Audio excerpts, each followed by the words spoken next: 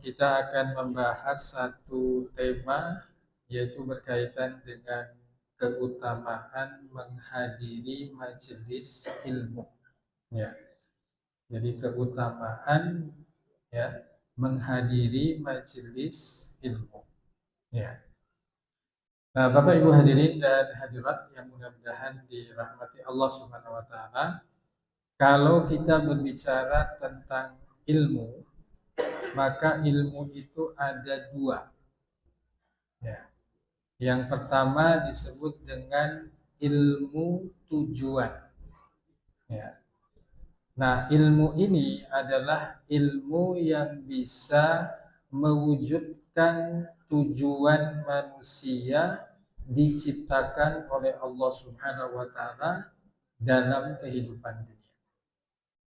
Di dalam surat Adz-Dzariyat ayat 56, Allah Subhanahu wa taala berfirman, "Wa ma khalaqtul jinna wal insa illa liya'buduni." Tidaklah aku ciptakan jin dan manusia kecuali agar mereka itu menyembahku. Nah, maka semua ilmu ya yang kita pelajari dalam rangka untuk kita mewujudkan ya tugas kita sebagai hamba Allah Subhanahu wa taala, maka ya sesuatu yang ya disyariatkan. Nah, sehingga nanti ini yang disebut dengan ya ilmu ya tujuan. Dengan mudahnya kita bisa menyebutkan ilmu tujuan inilah yang disebut dengan ilmu syar'i. Ya. Ya, ilmu syar'i. Nah, yang kedua disebut dengan ilmu sarana atau wasilah. Semua ilmu yang dipelajari dalam rangka ya menjadi sarana untuk kehidupan kita di dunia. Ya, kita belajar tentang bermacam-macam ilmu ya, mulai dari SD sampai nanti dengan perguruan tinggi ya. Maka itu semua sebagian besar adalah ilmu-ilmu yang berkaitan dengan sarana kehidupan. Ya. Artinya bagaimana ilmu itu kita pelajari agar kita ya bisa hidup di dalam kehidupan dunia ini. Maka itulah yang disebut dengan apa? Ya, ilmu dunia. Ya, jadi ada ilmu syar'i, ada ilmu dunia. Ya, ilmu syar'i itu adalah ilmu tujuan, sedangkan ilmu dunia ini adalah ilmu yang berkaitan dengan sarana kehidupan manusia. Nah, oleh karenanya, ya, karena kedua ilmu itu sesuatu yang sangat penting, tetapi ada kepentingan yang lebih, yaitu berkaitan dengan ilmu tujuan atau ilmu syar'i. Ya. Nah, pertanyaannya adalah apa yang dimaksud dengan ilmu syar'i itu? Ya. Nah, apa yang dimaksud dengan ilmu syar'i? Nah, ilmu syar'i itu adalah ilmu yang mempelajari tentang kalamullah, yaitu Al-Quran. Yang kedua, ilmu yang mempelajari tentang kalamur Rasul, yaitu perkataan Rasulullah Shallallahu Alaihi Wasallam.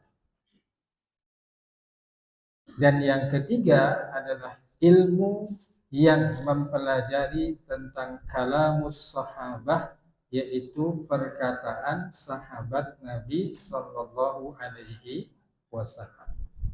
Nah, maka itulah yang disebut dengan ilmu syar'i.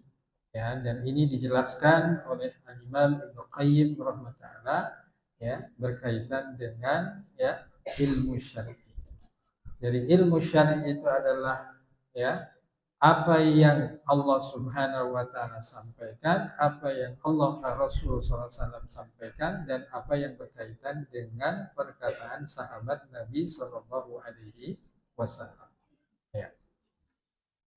Nah, Bapak Ibu hadirin dan hadirat yang mudah-mudahan dirahmati Allah Subhanahu wa taala, maka mempelajari ilmu syar'i itu sesuatu yang sangat penting. Apa urgensi daripada kita mempelajari ilmu syar'i? Ya, ketika kita lahir ke dunia ini, ya, dalam keadaan tidak mengetahui apa-apa. Allahu akhrajakum min butuni ummahatikum la ta'lamuna syai'a. Jadi Allah Subhanahu wa taala yang mengeluarkan kalian dari perut-perut ibu kalian dalam keadaan tidak mengetahui apa-apa. Artinya manusia itu dalam keadaan bodoh. Kemudian Allah Subhanahu wa taala memberikan 3 instrumen atau alat.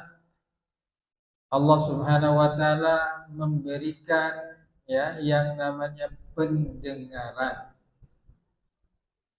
Kemudian setelah itu memberikan penglihatan. Setelah itu Allah Subhanahu wa taala memberikan hati. Pendengaran, penglihatan, dan hati itu adalah alat untuk kita bisa memahami. Nah, itulah alat yang Allah Subhanahu wa taala berikan ketika manusia itu dalam keadaan tidak mengetahui apa-apa, dalam keadaan bodoh, sehingga dengan 3 alat tersebut maka kita bisa mempelajari sesuatu. Nah, tapi kadang-kadang ada orang yang hanya mempergunakan pendengarannya saja, tapi tidak mempergunakan penglihatan apalagi hati. Ya, ibu-ibu, bapak-bapak hadir di sini mendengar suara, tapi entah nanti penglihatannya kadang-kadang lihat HP, apalagi nanti pikirannya melayang kemana-mana, sehingga nanti Ustadz menyampaikan masuk telinga kanan, keluar telinga kiri. Nah, nanti di rumah ditanya sama suami sama istri, Pak tadi ngaji apa sama Ustadz? Bohong. Nah, kenapa? Karena hanya menggunakan telinga. Ada juga orang yang hanya menggunakan penglihatan saja. Ada juga yang semuanya digunakan. Nah, maka nanti ketika orang itu mempergunakan 3 alat ini, maka insya Allah dia akan bisa memahami ilmu. Nah, sehingga urgensinya itu, ilmu itu adalah menghilangkan kebodohan dari diri kita. Jadi kenapa kita harus belajar? Karena kita ini bodoh. Semakin kita belajar, kita semakin bodoh. Jadi kita tuh jangan menyangka kalau orang sudah profesor, wah ini pintar, enggak. Kalau orang sudah profesor semakin bodoh. Apalagi yang bukan seperti itu. Nah, artinya ketika seseorang itu terus belajar, maka dia pada satu saat akan pada satu titik bahwasannya dengan ilmu itu lahirlah apa yang disebut dengan khasyatullah, rasa takut kepada Allah Subhanahu wa taala. Nah, maka Allah Subhanahu wa taala memuji orang-orang yang berilmu dalam firman-Nya, innama yakhsyallaha min ibadihi al-ulama. Hanyalah orang-orang yang takut kepada Allah Subhanahu wa taala, mereka itu yang disebut dengan ulama. Jadi ulama itu harusnya setiap pengajian itu bukan membuat orang tertawa. Ya, kan sekarang banyak pengajian itu dari awal sampai akhir isinya apa? Ger-geran. Ya, seperti itu. Bahkan nanti apa? Banyak orang yang hadir karena apa? Ya, kiai atau ustadznya apa? Lucu. Ya, kalau bapak ibu mau tertawa nggak usah ngundang kiai, nggak usah ngundang ustadz. Ngundang saja apa? Tukul. Ngundang tukul arwana saja seperti apa? Bapak ibu bisa ketawa sampai dari awal sampai akhir. Jadi seharusnya yang namanya kajian pengajian itu ya bukan untuk kita membuat tertawa, tetapi justru yang paling baik adalah membuat kita menangis. Karena itulah menjadi tanda khasyatullah, ya, rasa takut kepada Allah Subhanahu wa taala. Jadi bukanlah ilmu itu dengan kita pandai menyampaikan ya dalil Al-Qur'an, hadis, pandai menjelaskan dan lain sebagainya. Tetapi ilmu yang paling tinggi adalah khasyatullah, rasa takut kita kepada Allah Subhanahu wa taala. Nah, jadi urgensi kita menuntut ilmu adalah menghilangkan kebodohan dari diri kita. Nah, yang kedua, kalau mampu menghilangkan kebodohan dari orang lain, ya, yaitu dengan cara apa? Mengajarkan kepada orang lain, mengajarkan kepada keluarga, kepada anak-anak, kepada cucu, ya. Nah, upayanya untuk apa? Supaya kebodohan dari orang lain pun itu juga apa? Terangkat. Nah, maka Imam Ahmad rahimahullah pernah ya mengatakan ya bahwasanya ilmu itu tidak ada yang menandingi keutamaannya bagi orang yang niatnya benar.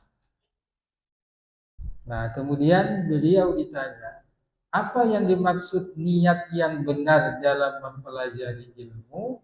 Beliau mengatakan raf'ul jahli an nafsihi wa an ghairihi. Menghilangkan kebodohan dari dirinya dan menghilangkan kebodohan dari orang lain. Ya. Nah, jadi kalau kita lihat nanti apa? Ya, tujuan daripada ilmu itu adalah menghilangkan kebodohan dari diri sendiri dan juga apa? Orang lain. Nah, Bapak Ibu hadirin dan hadirat yang mudah-mudahan dirahmati Allah Subhanahu wa taala. Nah, apa saja keutamaan kita ya menghadiri majelis ilmu? Ya. Setidaknya ada 5 keutamaan kita menghadiri majelis ilmu. Yang pertama adalah dimudahkan jalannya menuju surga. Dalam hadis riwayat Imam Tirmidzi dan Imam Abu Daud, Rasulullah SAW bersabda, "Man salaka tariqan yatlubu fihi ilman salakallahu bihi sahalallahu bihi tariqan ilal jannah." Barang siapa yang menempuh satu perjalanan dalam rangka menuntut ilmu, maka Allah akan memudahkan jalannya menuju surga. Ya, apalagi jalan di sini baru diperbaiki, ya, jalannya jurul-jurul seperti itu, ya. Kita bayangkan yang naik motor, yang naik sepeda seperti itu dari tempatnya masing-masing dengan tujuan untuk menuntut ilmu, maka dia akan dimudahkan jalannya menuju surga. Ya. Nah, bagaimana bentuk dimudahkan jalan menuju surga adalah dengan ilmu yang dia pelajari, maka Allah memberikan hidayah atau petunjuk. Dengan hidayah atau petunjuk itulah seseorang itu bisa beramal. Dengan amal itulah yang menyebabkan seseorang itu dimasukkan oleh Allah Subhanahu wa taala ke dalam surga. Nah, jadi kemudahan ini berkaitan dengan apa? Di dunia. Nah, yang kedua, kemudahan itu berkaitan dengan di akhirat kelak. Ketika semua manusia akan melewati yang disebut dengan titian atau jembatan antara neraka dan surga. Maka disebutkan di dalam hadis Nabi SAW, ya, ada di antara mereka itu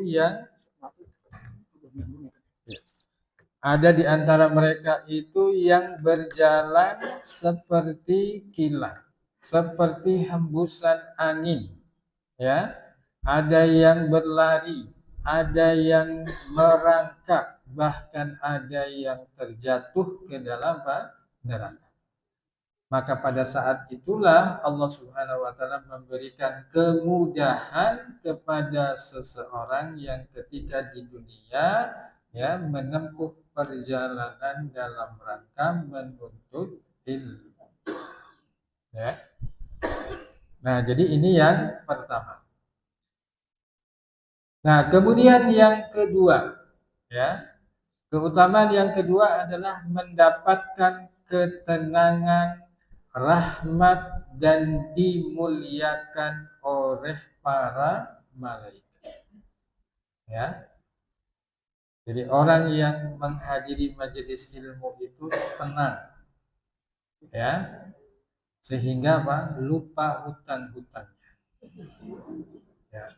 Tapi nanti setelah keluar dari masjid, ya, nah ingat lagi. Ya. Nah, saking tenangnya, ya, ibu-ibu yang nyender di belakang sampai apa? Mengantuk. Honda Bu ya. Ya. Nah, ini memang ibu-ibu yang butuh sandaran dan butuh selonjoran. Ya. Nah, jadi apa? Saking tenangnya seperti itu. Ya. Jadi ketika kita hadir dalam majelis ilmu, walaupun ya kita hanya duduk mendengarkan, mengambil keberkahan dari majelis ilmu, apalagi nanti dengan mencatat dan lain sebagainya, maka itu akan mendapatkan apa? Ya, ketenangan. Ya. Demikian pula nanti akan turun rahmat, ya, dan akan dimuliakan oleh para malaikat. Nah, dalam hadis Nabi SAW disebutkan wa majtama'a qaumun fi baitin min buyutillah, ya, yatluna kitaballah wa yatadarasunahu bainahum illa nazalat alaihimus sakinah wa ghasyiyatuhur rahmah wa haffathumul malaikah wa dzakarahumullahu fi man indah. Ya, tidaklah satu kaum berkumpul di salah satu rumah dari rumah Allah, yaitu masjid, membaca Al-Quran dan saling mempelajarinya, melainkan turun kepadanya ketenangan. Mereka akan dinaungi oleh rahmat dan mereka akan disebut-sebut namanya di hadapan para malaikat yang di langit. Maka setiap orang yang hadir dalam majelis ilmu ya akan mendapatkan 3 hal. Ya, tenang, mendapatkan rahmat dan namanya disebutkan oleh Allah di hadapan malaikat. Oh, Bapak fulan ini hadir di majelis ilmu, namanya dipuji-puji oleh Allah di hadapan malaikat. Oh, ini Ibu fulana ya hadir dalam majelis ilmu walaupun kadang ngantuk, ya, maka apa? Disebutkan namanya. Ya. Nah, maka setiap orang yang hadir dalam majelis ilmu akan dipuji oleh Allah Subhanahu wa taala di hadapan para makhluknya, yaitu apa? Ya, para malaikat. Ya. Nah, ini yang kedua. Nah, kemudian Yang ketiga adalah menghadiri majelis ilmu itu merupakan jihad fi sabilillah. Disebutkan dalam hadis riwayat Ibnu Hibban, ya, man dakhala masjidana hadza liyata'allama khairan aw yu'allimahu kana kal mujahid fi sabilillah wa man dakhalahu li ghairi dzalika kana kan nadir ila ma laysa lahu. Barang siapa yang memasuki masjid kami, kata Nabi Masjid Nabawi, tapi ini berlaku umum setiap masjid, untuk mempelajari kebaikan atau untuk mengajarinya, maka ia seperti mujahid fi sabilillah.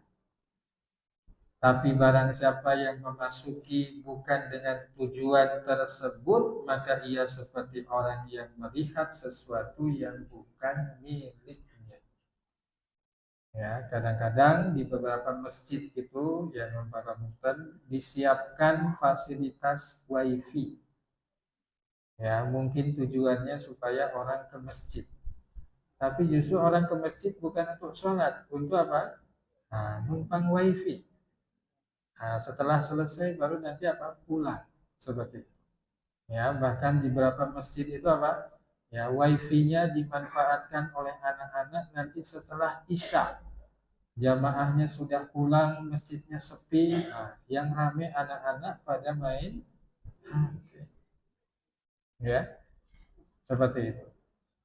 Ya, apalagi ya, ini bukan di sini, di tempat lain, ya. Ada juga orang-orang yang hadir di dalam majelis pengajian itu bukan mencari ilmu, ya, tetapi mencari yang lainnya. Contohnya apa, Bu? Mencari makanan. Ya, ini namanya apa? Gopang. Ya, pengajian golek pangan. Seperti itu. Ya, alhamdulillah kalau di sini enggak ya, Bapak Ibu ya. Ya, kalau tempat lain tuh Masya Allah. Ya, kalau makanannya ya baik, ya mahal, wah pada datang. Tapi kalau makanannya sedikit, enggak ada. Ya. Nah, jadi yang namanya majelis ilmu itu ya ada makanan atau tidak ada makanan, ya tetap memiliki apa? Keutamaan. Ya. Nah, kemudian yang keempat, ya, orang yang menuntut atau menghadiri majelis ilmu di masjid, maka dicatat sebagai orang yang sholat sehingga kembali ke rumahnya. Ya. Nah, maka disebutkan dalam hadis Nabi SAW, "Idza tawaddaa ahadukum fi baitihi."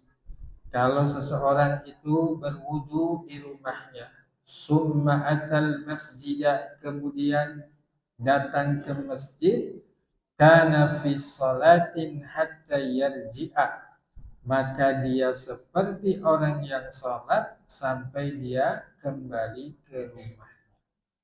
Ya. Nah, maka anjurannya adalah apa? Ketika kita mau ke masjid untuk menghadiri pengajian, berwudu di rumah. Walaupun kita duduk di sini tidak sholat, maka apa?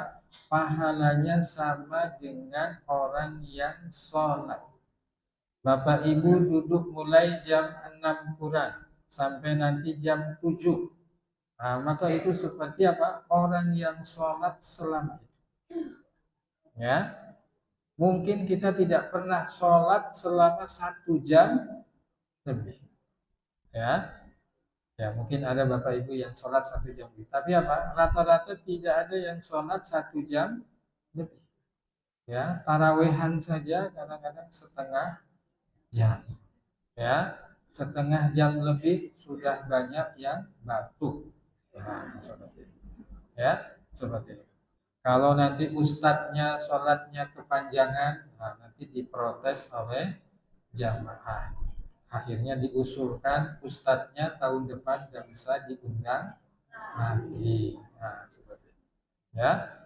Nah, kalau kita mau jujur, ya kita paling senang kalau ustadznya apa? Sholatnya cepat, ya cepat rampung seperti itu. Ya, apalagi ibu-ibu, karena nanti harus menyiapkan masak dan lain sebagainya. Ya. Nah, jadi kita bisa bayangkan kita apa? Mendapatkan pahala seperti orang yang sholat hingga nanti kita apa? Ke rumah, ya, dengan catatan kalau kita apa? Berwudu, ya. Maka masuk masjid itu apa? Berwudu, walaupun kita tidak akan menunaikan sholat. Ya. Nah, kemudian yang kelima adalah apa? Dicatat amalannya di dalam kitab catatan amal yang disebut illiyin. Ya, namanya illiyin. Ya, itu adalah apa? Catatan amal bagi orang-orang yang beriman. Ya,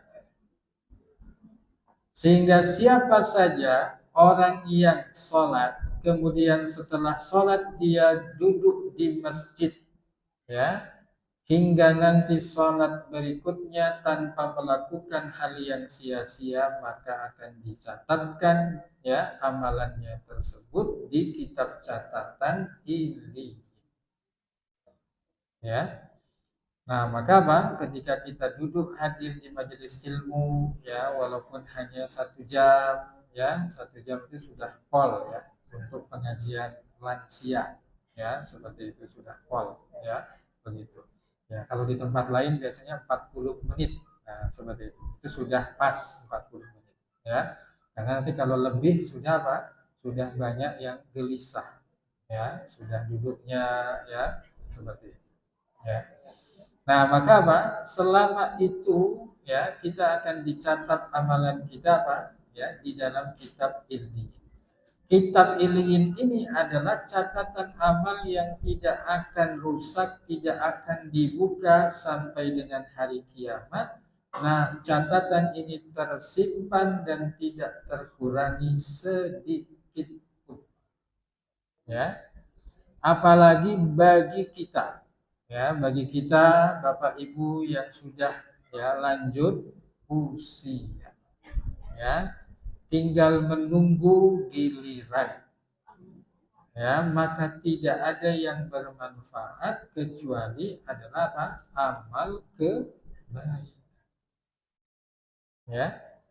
Alhamdulillah kita masih diberikan umur, alhamdulillah masih diberikan kesehatan, alhamdulillah masih diberikan kesempatan untuk kita apa? Ya, tetap belajar. Ya. Nah, maka dalam satu, ya, pepatah dalam bahasa Arab, ya, talabul ilmi minal mahdi ilal lahdi. Ya, menuntut ilmu itu dari buayan sampai ke liang lahat. Jadi tidak ada kata untuk berhenti untuk belajar. Ya, oh saya ini sudah sepuh, ya, tetap terus belajar. Ya, kadang-kadang, ya, mudah ingat, tetapi juga apa? Mudah lupa. Ya, tidak masalah. Ya, seperti itu. Oh saya belum bisa baca Quran, belajar, ya, membaca Al-Quran. Ya, maka yang namanya menuntut ilmu itu, ya, tidak ada batasan usia. Oh bisa jadi, ya, dahulu kita apa? Ya, tidak belajar, menyia-nyiakan waktu dan lain sebagainya. Sekarang kita sudah sepuh, sudah tua, mempersiapkan diri untuk menghadapi yang namanya husnul khotimah. Ya, maka hampir rata-rata, ya Bapak Ibu, pengajian lansia itu namanya apa? Husnul khotimah. Seperti itu. Hampir rata-rata begitu, ya. Yang di sini, yang di mana namanya husnul khotimah. Ya, karena memang apa? Itulah yang diharapkan bagi, ya, setiap manusia mendapatkan namanya apa? Husnul khotimah. Ya. Nah, Bapak Ibu hadirin dan hadirat yang mudah-mudahan dirahmati Allah Subhanahu wa taala. Jadi inilah ya 5 keutamaan kita Pak menghadiri majelis ilmu. Ya, mudah-mudahan kita diberikan keistiqomahan ya, diberikan kekuatan, diberikan kesehatan ya untuk tetap terus belajar ya, untuk tetap terus kita Pak yang memperbaiki diri kita masing-masing dan mudah-mudahan ya kehidupan kita menjadi kehidupan yang memberikan manfaat ya dan juga akan memberikan keberkahan untuk diri dan keluarga kita. Demikian yang bisa kami sampaikan, mudah-mudahan bermanfaat. Wallahu a'lam bishawab. Wassallallahu Muhammadin wa ala alihi washabihi wa alhamdulillah. Ya. Monggo Bapak Ibu kita tutup pengajian kita dengan sama-sama kita berdoa kepada Allah Subhanahu wa taala. إن الله وملائكته يصلون على النبي يا أيها الذين آمنوا صلوا عليه وسلموا تسليما الحمد لله رب العالمين والصلاة والسلام على أشرف الأنبياء والمرسلين وعلى آله وأصحابه أجمعين ربنا ظلمنا أنفسنا وإن لم تغفر لنا وترحمنا لنكونن من الخاسرين ربنا اغفر لنا ولوالدينا وارحمهما كما ربيانا صغيرا ربنا اغفر لنا ولإخواننا الذين سبقونا بالإيمان ولا تجعل في قلوبنا غلا للذين آمنوا ربنا إنك رؤوف رحيم اللهم اغفر للمسلمين والمسلمات والمؤمنين والمؤمنات الأحياء منهم والأموات إنك سميع قريب مجيب دعوات يا قاضي الحاجات ربنا هب لنا من أزواجنا وذريتنا قرة أعين واجعلنا للمتقين إماما ربنا لا تزغ قلوبنا بعد إذ هديتنا وهب لنا من لدنك رحمة إنك أنت الوهاب يا مقلب القلوب ثبت قلوبنا على دينك يا مصرف القلوب صرف قلوبنا إلى طاعتك اللهم إنا نسألك علما نافعا ورزقا طيبا وعملا متقبلا اللهم إنا نعوذ بك من علم لا ينفع ومن قلب لا يخشع ومن نفس لا تسمع ومن دعوة لا يستجاب لها ربنا آتنا من لدنك رحمة وهيئ لنا من أمرنا رشدا ربنا آتنا في الدنيا حسنة وفي الآخرة حسنة وقنا عذاب النار وصلى الله على محمد وعلى آله وصحبه وآخر دعوانا أن الحمد لله رب العالمين والسلام عليكم ورحمة الله وبركاته.